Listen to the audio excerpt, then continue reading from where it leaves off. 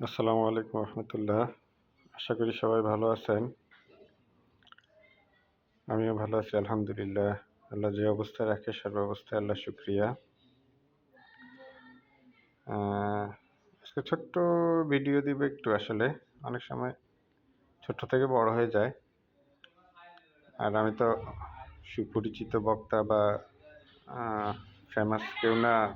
আমার ভিডিও হয়তো দুই একজনের চোখে পড়লে দুই একজন দেখলে দেখতেও পারে। তারপরেও আসলে যেহেতু সামাজিক যোগাযোগ মাধ্যম এখন সর্বত্র ছড়িয়ে আছে, তাই আহ, নিজের কিছু আবেগ, অনুভূতি, পরামর্শ সব মিলিয়ে কিছু কথা লেখার বা বলার চেষ্টা করি আর কি। তা আজকে আরেকটা পোস্ট আমি অলরেডি দিয়েছি, লিখিত আর কি। সেটাই আর কি, মূলত এটা ভিডিও আকারে। অনেকে আবার লেখা অনেক সময় পড়ে দেখে না, এই জন্য ভিডিও দেখে যদি শুনে আর কি। আমি তো আমাদের মসজিদে যে ইমাম সাহেব আছে, হাবিব ভাই, উনিও যদি নির্বাচনে দাঁড়ায় আমি ওনাকে ভোট দিব। মানে এই কথাটার মানে হচ্ছে, আমাদের দেশে আওয়ামী লীগ ছিল বা আওয়ামী লীগ আছে যারা, আওয়ামী লীগ হোক, বিএনপি হোক, জামাত হোক, চরমোনাই হোক, হেফাজত হোক, মানে যে যেই দলেরই হোক না কেন, মানে আমাদের মানে কর্মী সমর্থক হোক, নেতাদের কথা বাদ দিলাম, তারা তো দলের লোক, নিজের দল। মানে যারা কর্মী সমর্থক বা সাধারণ মানুষ আছে যারা সমর্থন করে বা পছন্দ করে,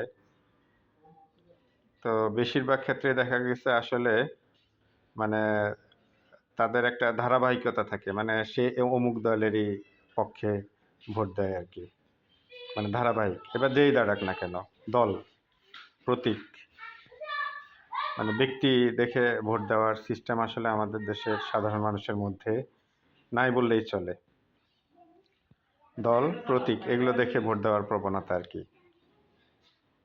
তা আমি আসলে মানে এটা এর জন্যই বললাম যে আসলে এই দলবাজি, একটা নির্দিষ্ট দলের হয়ে যাওয়া, এটাই আসলে আমাদের এই মুহূর্তে আমাদের জন্য আসলে ক্ষতিকর।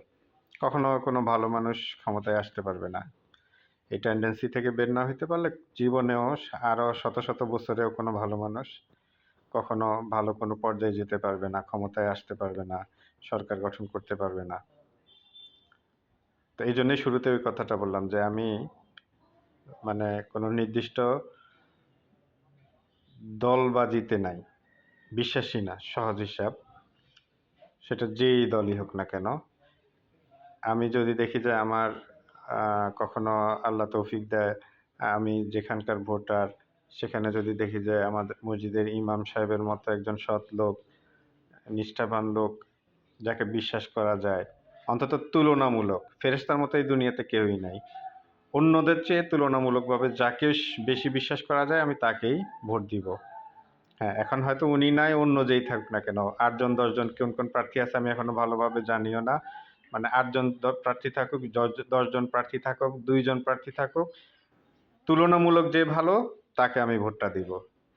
এটা হচ্ছে মানে এটা আমার কথা বলতেছি না। এটা আসলে মানে এই টেনডেন্সিটা যদি আমাদের সবার মধ্যেই হতো যে তুলনামূলক, তাহলে ভালোরা সবসময় একটু আস্তে, আস্তে ১ দিন ২ দিন, ১ বছর ২ বছর ৫ বছর ১০ বছর পরে হইলেও ভালোরা একসময় আগায় আসবে এবং ভালোরা একসময় জয়যুক্ত হবে, সরকার গঠন করবে, একটা ভালোভাবে দেশ পরিচালনা করবে।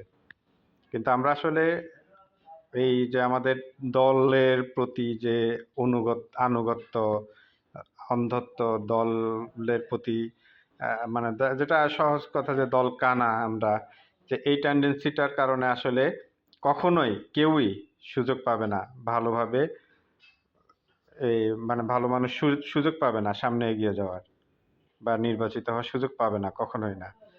মানে আমাদের পরিস্থিতি এমন হয়ে গেছে যে আমার কাছে মনে হয় এটা, এবং আমার কাছে মনে হয় না এটা 100% মানে মেনে নিতেই হবে যে মক্কা কাবা শরীফের ইমাম, মানে উদাহরণ হিসেবে বললাম, কিংবা বিভিন্ন বড় বড় যে আলেম ওলামা ওস্তাদরা আছে, শায়খরা আছে, তারপরে দায়ীরা আছে, যেমন বললাম যে পরিচিত একজন, যেমন উদাহরণ হিসেবে যদি বলি, যেমন ডাক্তার জাকির নায়েক, যেহেতু উনি সুপরিচিত, বা কিংবা এই যারা বিভিন্ন এখন দল করে তাদের থেকেও যদি লিস্ট নেন একদম সারা বিশ্ব থেকে, মানে তাদেরকে যাদেরকে আস্থাবান, খুব সৎ, জ্ঞানী ব্যক্তি মনে হয়, আলেম ওলামা হয়, এরকম টাইপের এদের মানে বিভিন্ন লোকজনকে দিয়েও যদি বাংলাদেশের প্রতিটা আসনে ইলেকশন নির্বাচন করানো হয়, তারপরেও তারা সরকার গঠন করবে না। হয়তো কোনো দুই এক জায়গায় দুই একজন হয়তো ছিটে ছাটা যদি এমপি নির্বাচিত হইতে পারে, কিন্তু কখনো সরকার গঠন করতে পারবে না। আসলে আমাদের মন মানসিকতা ধীরে ধীরে প্রথমে বিভিন্ন ঔপনিবেশিক যে শাসন ছিল তাদের, তারা যে শাসন ব্যবস্থা রেখে গেছে, এরপরে যারা আমাদের এই রাজনীতির চর্চা করছে যারা আমাদের দেশে বিভিন্ন সময়, তারা ওই তাদের, মানে তারা ইসলামী ধারার শাসন ব্যবস্থাকে ফলো না করে ইংরেজদের, যাদেরকে আমরা এদেশ থেকে বিতাড়িত করছি যুদ্ধ করে, কিন্তু ওদেরই শাসন ব্যবস্থা, ওদেরই তত্ত্ব থিওরি ব্যবস্থা, এগুলোকে আমরা রেখে দিছি। মানুষগুলোকে বিদায় দিয়ে থিওরিগুলোকে, তাদের তত্ত্ব, তাদের শাসন ব্যবস্থা, এগুলোকে রেখে আমরা, তারা আমাদের রাজনীতিবিদরাও দেশ শাসন করার চেষ্টা করছে। আর মানুষকেও ওভাবে আমাদের শিক্ষা থেকে শুরু করে প্রত্যেকটা সেক্টরে মানে এমনভাবে সিলেবাসগুলা, পড়াশোনা কোনো কিছুর মধ্যে মানে ইসলামকে এমনভাবে ধীরে ধীরে দূরে সরাইয়া দিছে যে আমাদের সাধারণ আর শিক্ষিত অশিক্ষিত সব ধরনের শ্রেণী পেশার মানুষের মনের মধ্যেই আসলে মানে এই জিনিসটা একেবারে মানে সম্পূর্ণ আলাদা হয়ে গেছে, মানে ঢুকে গেছে। যে যার কারণে আমার কাছে মনে হয়, বললাম না ওই যে উদাহরণস্বরূপ যে একেবারে মক্কা মদিনা শরীফের ইমাম সাহেব খতিব সাহেবদেরকে এনেও যদি আমাদের দেশে নির্বাচন করানো হয়, তারা নির্বাচনে জয়ী হবে না, সরকার গঠন করতে পারবে না। এখন এটা আসলে তাদের অযোগ্যতা না, এটা হচ্ছে আমাদের অযোগ্যতা। এটা হচ্ছে এই দেশের মানুষের অযোগ্যতা, যে আমরা কখনো যোগ্য লোক নির্বাচন করতে পারি না, এটা আমাদের অযোগ্যতা। আজ এতটুকুই। আসসালামু আলাইকুম।